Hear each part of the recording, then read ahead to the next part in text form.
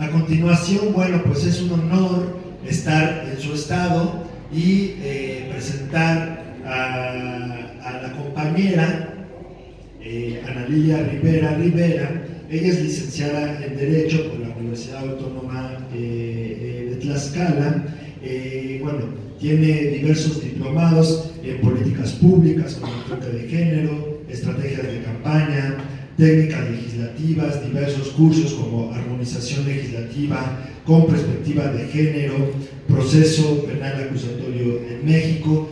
Tiene una amplia participación política, que sería muy largo decirlo aquí, pero quisiera resaltar algunos que me parecen importante decirlo. Bueno, fundó la organización JRO, Entrelazados para Vivir, asociación humanitaria para ayudar a niños enfermos de insuficiencia renal crónica. Como lo mencionó Alicia, pues la senadora Ana Lilia pues logró en la legislatura del Congreso de este estado que se aprobara por unanimidad la propuesta de ley de fomento y protección del maíz nativo como patrimonio alimentario y en diversificación constante en Tlaxcala. Ha sido coordinadora de diversos procesos organizativos, campesinos e indígenas, y pues ha tenido diversos cargos en la política mexicana. Actualmente es senadora de la República y es parte de diversas comisiones y es representante de México ante la FAO. Pero sobre todo, compañeras, compañeros, pues es una compañera que desde los espacios de representación popular ha estado cercana a la gente, a las y los campesinos, y que siempre está del lado correcto de la historia, defendiendo al maíz y a las y los productores, y por ello le damos la bienvenida a la compañera y senadora Ana Lilia Rivera.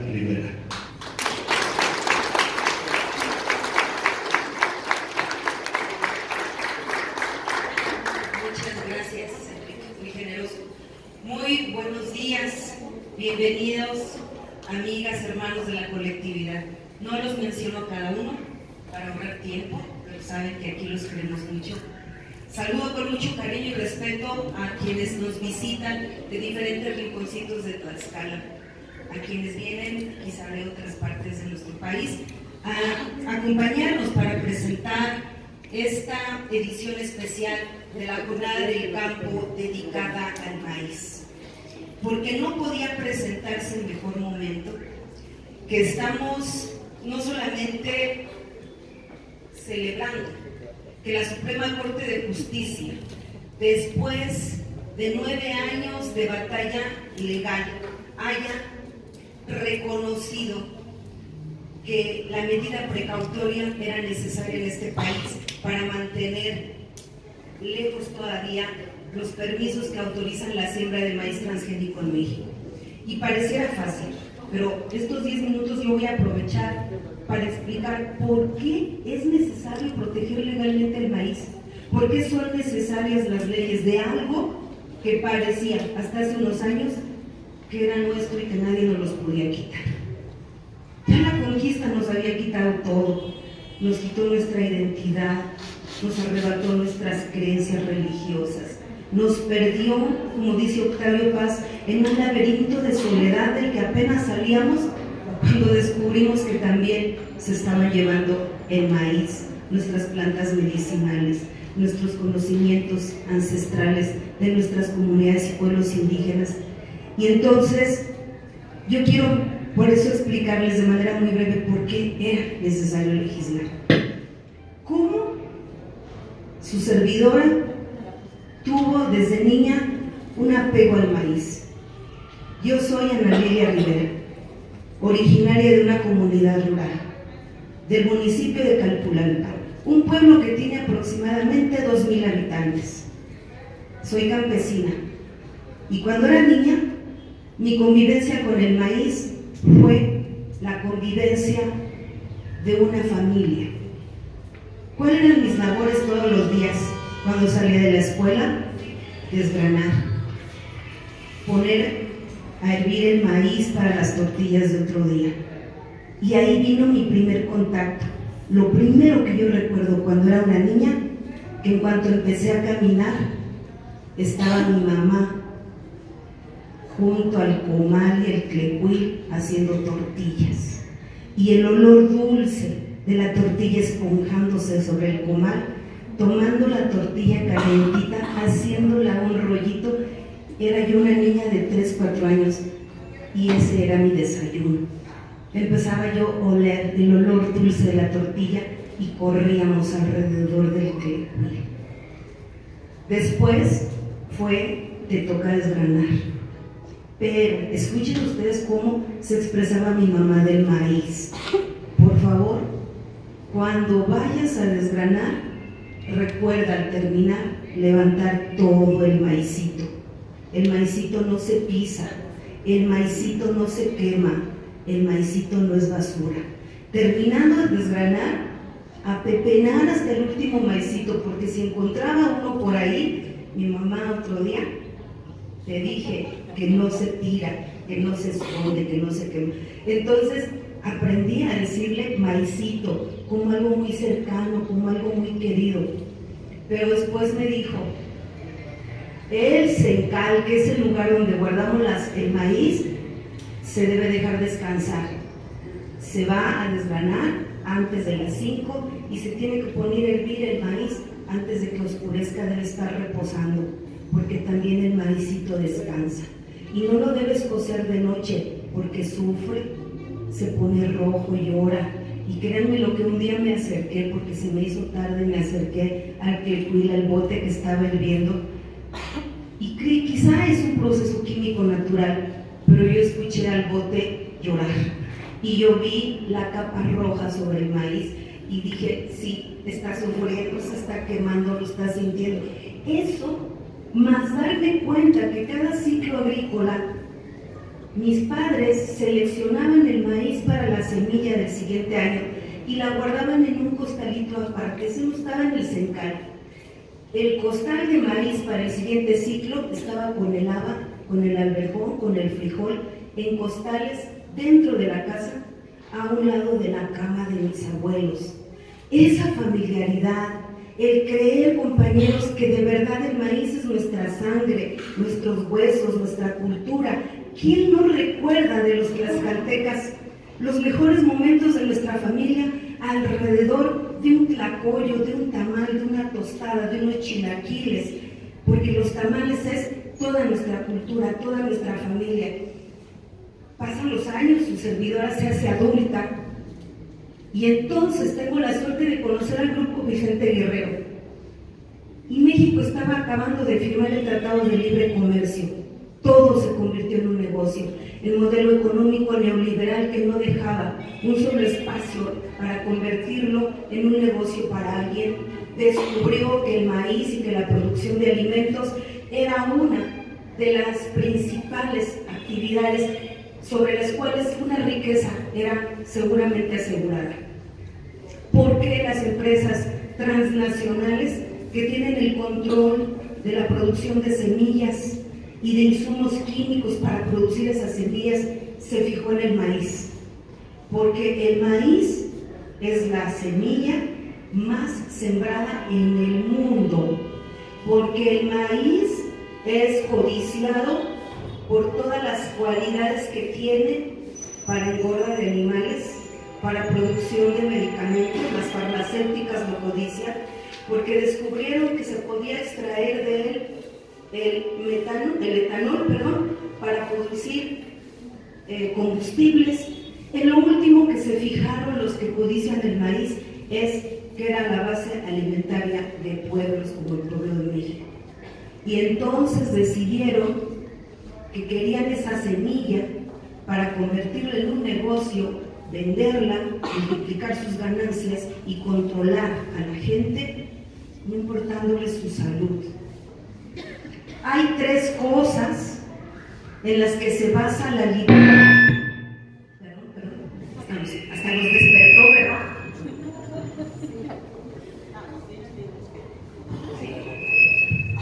Te vigilan las transnacionales. Te vigilan. Sí, Estás señalando alguna fuente. Mueve el micrófono hacia algún otro lado. sí, ya. Hay tres cosas sobre las que se sustenta la libertad, la soberanía de un pueblo. Dicen los neoliberales: controla la comida y controlarás a la gente. Exacto. Controla los energéticos y controlarás a los gobiernos. Controla el dinero y controlarás al mundo. Quiere decir que estas grandes empresas que controlan al mundo y controlan gobiernos tenían claro que controlar alimentos es arrebatarle a un pueblo la capacidad de ser libre, de ser independiente y de ser feliz. Y miren ustedes hoy que la inflación en México ha llevado los alimentos a precios inauditos. Sí o no, tienen razón. Un país que decidió dejar de producir comida para empezar a importar y convertir a nuestro pueblo en un esclavo de mercados, de alimentos de mala calidad, que nos han convertido en un país obeso, mal alimentado, con cáncer, con insuficiencia renal, producto de los paquetes tecnológicos como el glifosato, que el CONACYT entrega un estudio, si no recuerdo hace 2 años, donde especifica con bases científicas que las tortillas comerciales que se producen por estas empresas monopólicas como Maseca y como estas tortillerías, no recuerdo cómo se llama, Minsa, ¿no? Están en más del 90% contaminadas con glifosato, y que hay estudios científicos que prueban que el glifosato es altamente cancerígeno, que países como Alemania, que son productores de glifosato, han ordenado a su gobierno retirar paulatinamente el glifosato de su agricultura. En México lo sigan comprando nuestros gobiernos para distribuirlos entre los campesinos. Entonces, esta dependencia, esta enfermedad, este negocio que representa para estas grandes empresas el control de las semillas, era tan codiciado que lo primero que hicieron, amigas y amigos, en México, después de la firma del Tratado de Libre Comercio, fue suspender el Programa Nacional de Producción de Semillas. Se llamaba PRONACE. Ya no producimos semillas los mexicanos. Y entonces, ¿qué siembran los campesinos? Semillas mejoradas. Y nos vendieron, yo tengo aquí una semillita para enseñarles, que las semillas que ellos producían eran mejor que nuestras semillas nativas. Y entonces empezaron a mezclar en laboratorios, por eso se le llama transgénicos, genes de semillas nativas que evolucionaron durante más de 8,000 años en nuestros territorios, porque el maíz no es una planta de todo el mundo, no es una semilla de todo el mundo. El maíz es una planta, es una semilla de Mesoamérica y de México. Esto no lo tenían los chinos, y los chinos este año tuvieron el primer lugar a nivel mundial en producción de maíz. Entonces, el maíz era nuestro, 8,000 años de evolución, y decían que sus maíces en laboratorios modificados eran mejores que los nuestros, que han evolucionado a las catástrofes, a los cambios climáticos. Dijeron que las de ellos eran mejor. Y entonces, al no tener nosotros ya producción nacional de semillas, se le entregó el gran negocio a estas grandes empresas y empezaron a crear semillas híbridas, que es una híbrida, la mezcla de semillas de maíz. Entre ellas se mezclaron, hicieron semillas más resistentes. Tenían un cerco comercial, las semillas híbridas no se reproducen, de tal manera que el productor, para tener esas semillas siguiente ciclo agrícola, tenía que volver a comprar el paquete tecnológico. Pero luego se les ocurrió algo peor de perverso. Dijeron, no, ¿y por qué no nos quedamos con todas las semillas? Y crearon la semilla transgénica. Esta ya no es mezcla de genes de maíz, esta ya es mezcla de genes de maíz con virus, con bacterias, incluso con algunas células de pescado. Y entonces nos hicieron pasar por maíz, un monstruo que al alimentarse el ser humano, si mata plagas, ¿qué no le hará al ser humano cuando lo consume? Y todavía hay un debate científico. ¿Por qué? Porque estas empresas tienen tanto poder que pagan a investigadores que están en nuestras mejores universidades, entregando informes científicos donde niegan que los transgénicos hagan daño al consumo humano, contra otro grupo de científicos que dicen que sí hacen daño. Cuando nosotros nos metemos a la defensa, es porque no podíamos nosotros dar por un hecho que el maíz era de los mexicanos cuando veíamos como con pasos agigantados estaban produciendo, estaban pasando de los híbridos al transgénico, con una grave consecuencia. Los híbridos no se polinizan porque tienen este sesgo comercial, no se van a poder a producir semillas mejoradas para regalarlas. El peligro era que el transgénico es altamente contaminante. Una vez que sale el jilote, empieza a contaminar todos los maíces de alrededor. ¿Y por qué hicieron esto las empresas de aventarse ya a producir transgénicos y meterlos en México? Porque ya habían avanzado con dos leyes. La ley de certificación de semillas, que es infame, ya no me va a dar tiempo platicarles cada ley que hay, que obliga a los campesinos a comprobar que ellos son dueños de una variedad, de una raza. ¿Cómo va a saber el campesino que tiene 80 años sembrando su maicito, que tiene que comprobar que es suyo? No tiene los recursos, no tiene los medios para comprobarlo, en cambio las empresas sí. Y la segunda, compañeros, era que una vez que los transgénicos avanzaran, tenían ya el respaldo de la ley de organismos genéticamente modificados.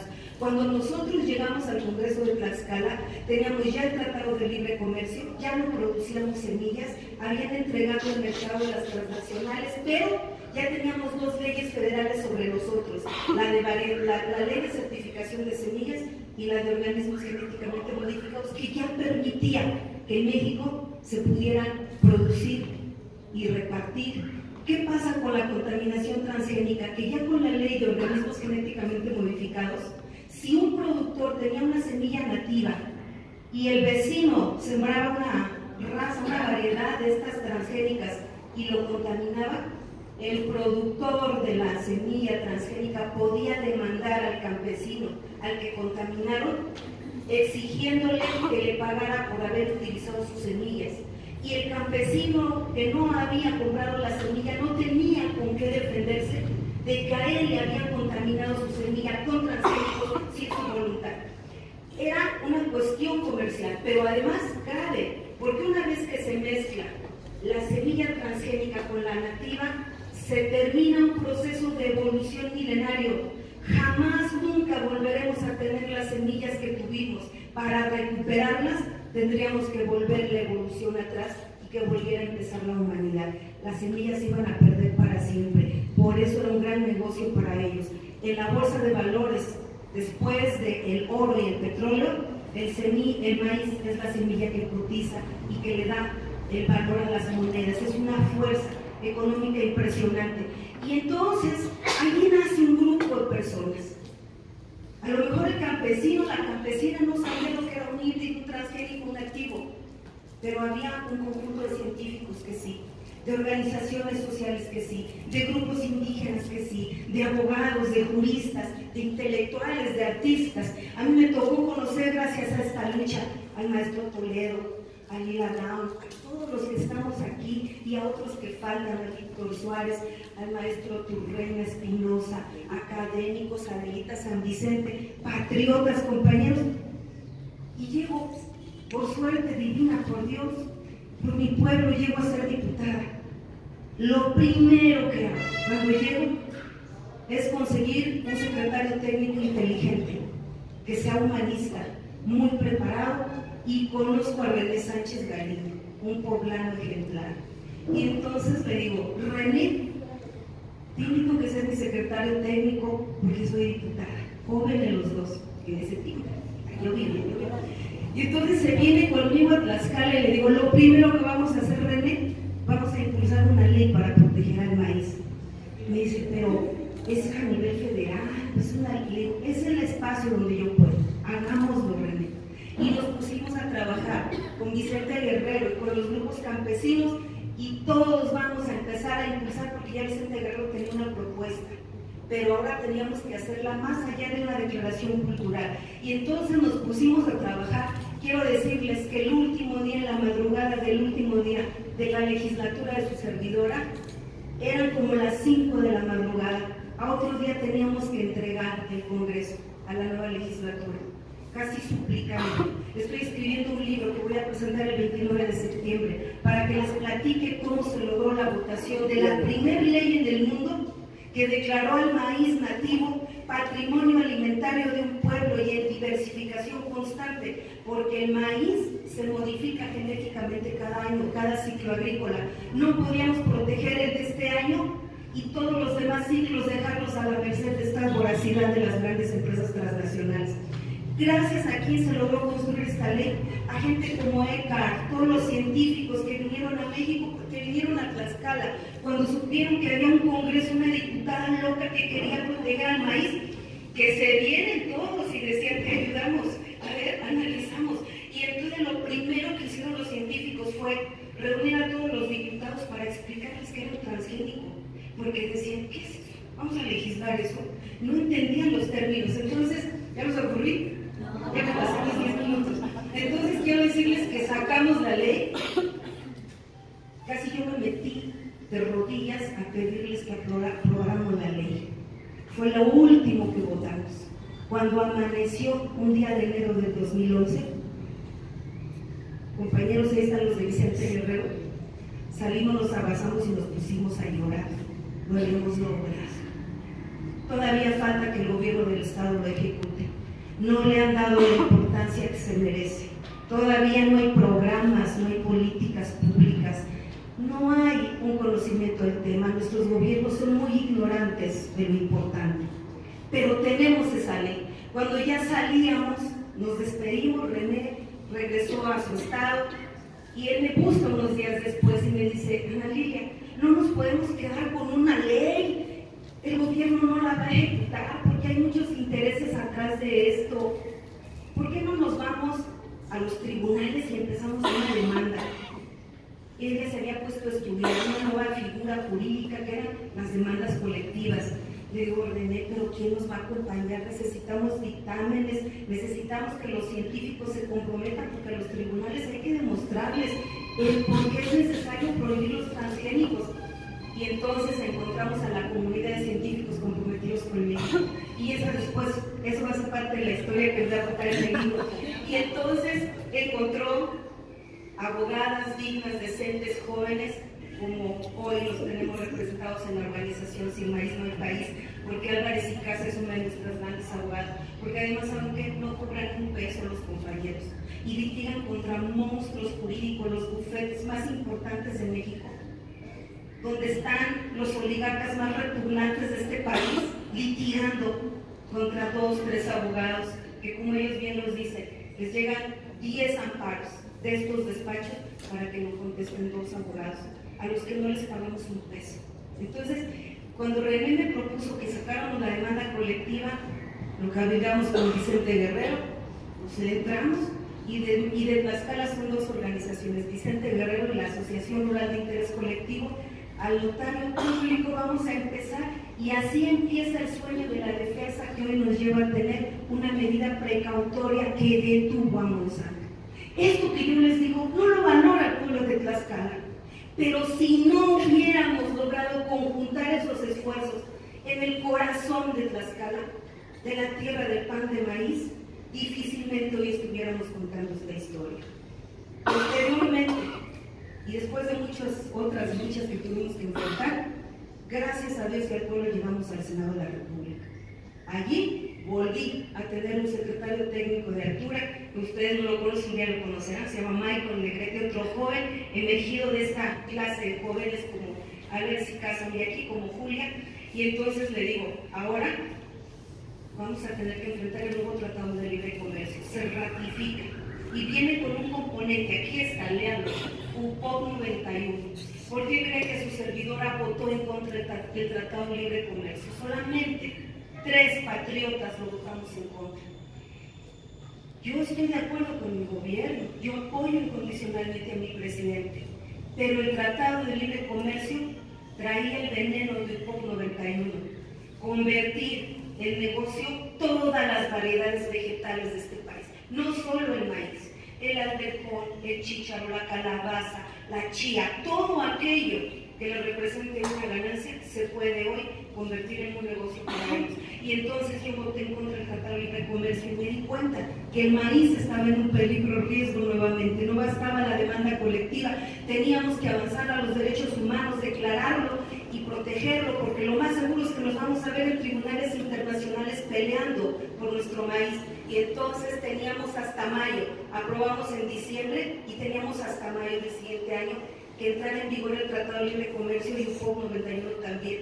Y entonces le digo a mi secretario técnico, urge que hagamos la ley para declarar al maíz nativo mexicano patrimonio alimentario del país y que entre en el marco de los derechos humanos, porque si en el futuro vamos a pelear por la defensa de nuestro país, de nuestro maíz, y tiene que ser en tribunales internacionales, tenemos que poner por encima de los intereses económicos los derechos humanos, y entonces empezamos a trabajar. Julio y todos los que están aquí nos ayudaron a construir la nueva ley que se aprobó en septiembre del 2020, compañeros.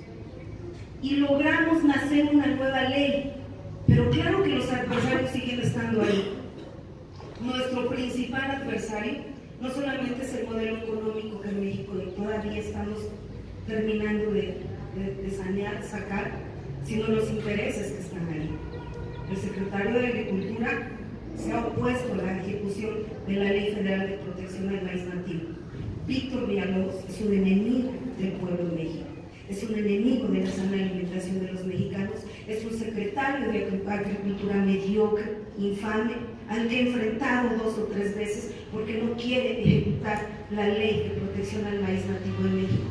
Pero así es la lucha.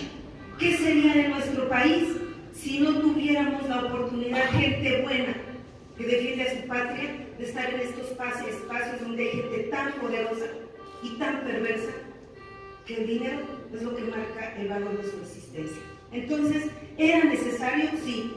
¿Es difícil? Sí. Pero estamos construyendo leyes. Y la última, compañeros, que acabamos de aprobar el último día del periodo ordinario de abril, la Ley General a una Alimentación Adecuada, reglamentaria del artículo 4, que estaba esperando desde hace 12 años y que es parte de todo este ejercicio que estamos haciendo y que yo espero que no termine el año sin que no se vote. ¿Cómo vamos a producir alimentos sanos si no producimos semillas? México tiene que volver a producir semillas. México importa el 99% de las semillas del campo. Importamos el 80% del maíz que comemos. Estamos los mexicanos importando enfermedades más allá del COVID, la pandemia de azúcar y de carbohidratos, de obesidad, de mala nutrición, que tiene colapsado el sector salud.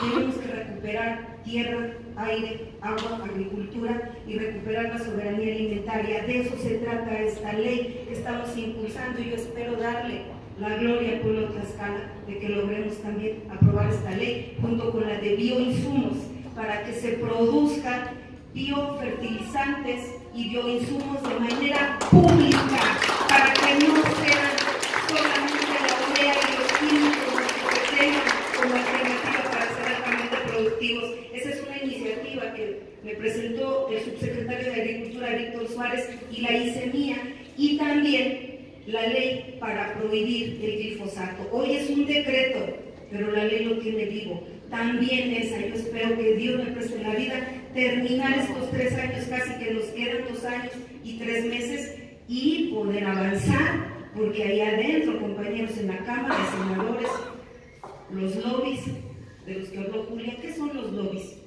Los operadores políticos pagados de las grandes empresas que entran oficina por oficina y ofrecen dinero y apoyos a campañas a cambio de que no se aprueben las leyes.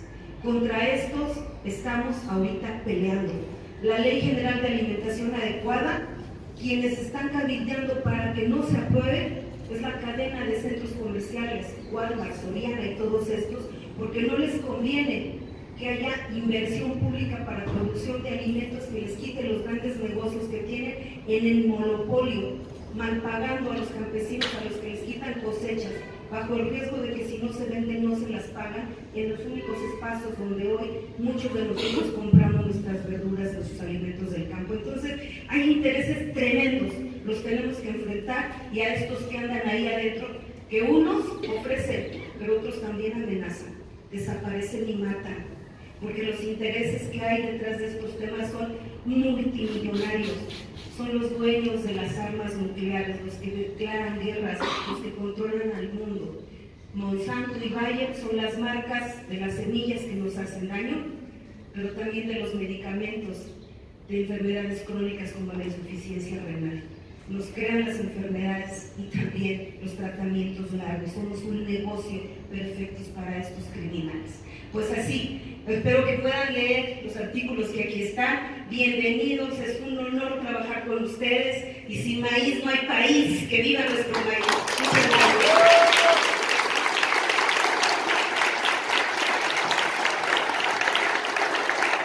Muchas gracias, senador.